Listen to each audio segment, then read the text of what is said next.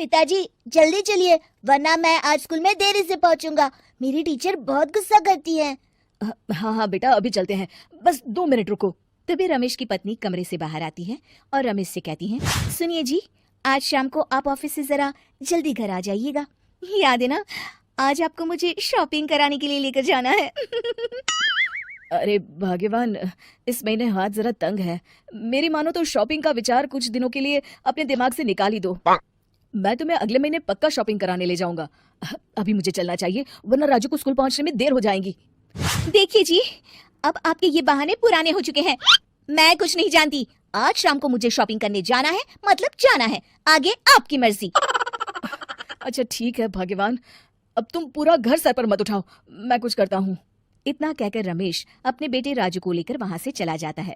घर से निकलने के लिए रमेश जैसे ही अपनी मोटरसाइकिल शुरू करता है, तभी उसकी माँ उसे आवाज देकर कहती है, अरे रमेश, आज शाम को मुझे कुछ पैसे दे देना। याद है ना, मैंने तुझसे कहा था कि मुझे मंदिर में चढ़ावा चढ़ाना है। अरे माँ, मेरी तनख्वाह आने में अभी 10 दिन बचे हैं, अभी मेरे पास बिल्कुल पैसे नहीं है। हाँ, मेरी तनख्वाह मिलते ही मैं तुम्हें पैसे दे दूंगा। रमेश की माँ चिढ़कर कहती है, अरे तेरा दिमाग तो खराब नहीं हो गया? मैंने तेरे भरोसे मंदिर के पुजारी जी से वादा कर दिया है और तू कह रहा है कि पैसे नहीं है। अब मैं पुजारी जी को क्या जवाब दूंगी? तुझे तो मेरी इज्जत की भी कुछ परवाह नहीं है। अच्छा ठीक है माँ, अब तुम गुस्सा मत करो, मैं शाम तक कुछ इंतजाम करता हूँ। इतना कहकर रमेश वहां से चला जाता है। फिर दोपहर को जब रमेश अपने दफ्तर में बैठा होता है, तब उसे अपनी पत्नी और माँ की बातें याद आती हैं। रमेश अपने दफ्तर के एक साथी मोहन से कुछ रुपए उधार मांगता है। अरे भाई मोहन, मेरा एक छोटा सा काम कर दो, मुझे कुछ रुपयों की सख्त जरूरत है। मुझे कुछ दिनों के लिए क्या तुम रुपए उधार दे सकते हो? अरे रमेश भाई, मैं तुम्हें पैसे उधार तो दे सकता हूँ, लेकिन मुझे वक्त पर पैसे लौटा देना। वैसे भी मेरा मानना है कि दोस्ती यारी में कभी पैसों का व्यवहार नहीं करना चाहिए। ये कहावत तो तुमने सुनी ही होगी कि उधार प्रेम की कैंची है। मैं नहीं चाहता कि पैसों को लेकर हमारा रिश्ता खराब हो। अरे मोहन, तुम बिल्कुल चिंता मत करो, मैं तुम्हारे पैसे वक्त पर लौटा दूंगा। फिर मोहन रमेश को पैसे दे देता है।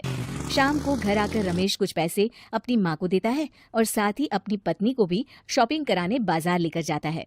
रमेश की पत्नी और उसकी माँ का स्वभाव जरूरत से ज्यादा खर्चीला होने के कारण दोनों हमेशा बेवजह पैसे खर्च करती हैं। फिर एक दिन, सुनिए जी, अगले हफ्ते हमने छुट्टियों में कहीं बाहर जाने का प्लान बनाया था। आपने पैसों का इंतजाम कर लिया ना?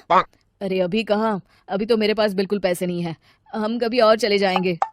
देखिए जी, मैंने सभी सहेलियों से कह दिया है कि मैं बाहर घूमने जा रही हूँ। अगर मैं नहीं गई तो सब मुझ पर हंसेंगी। आप कहीं से भी पैसों का इंतजाम कीजिए जी। इतना कहकर रमेश की पत्नी वहां से चली जाती है।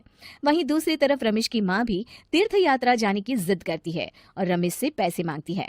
फिर अगले दिन रमेश एक सेठ से पैसे उधार लेकर अपनी पत्नी और बेटे को घुमाने ले जाता है और अपनी माँ को भी तीर्थ यात्रा पर भेज देता है।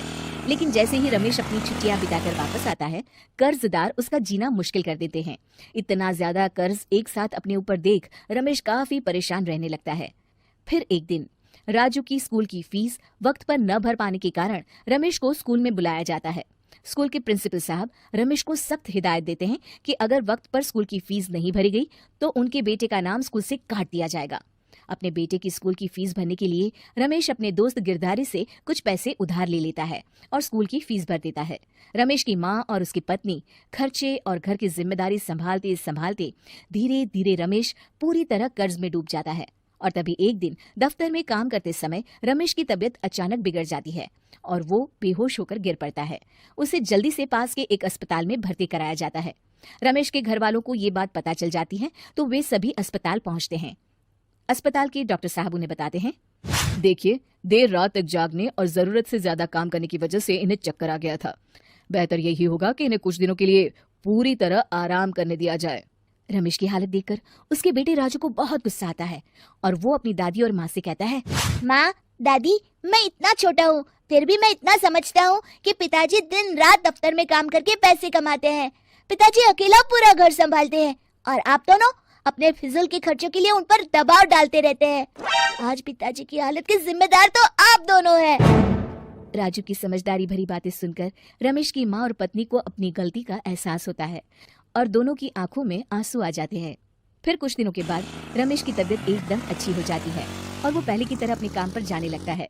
रमेश की माँ और पत्नी अब उसे किसी प्रकार की कोई तकलीफ नहीं देते और ना ही उससे किसी चीज की मांग करते हैं।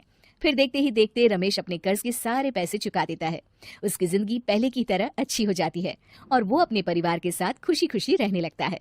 शिक्षा, हमारे रिश्ते एक तराजू की तरह होते हैं जिसकी दोनों ओर जिम्मेदारी और समझदारी का वजन बराबर होना चाहिए।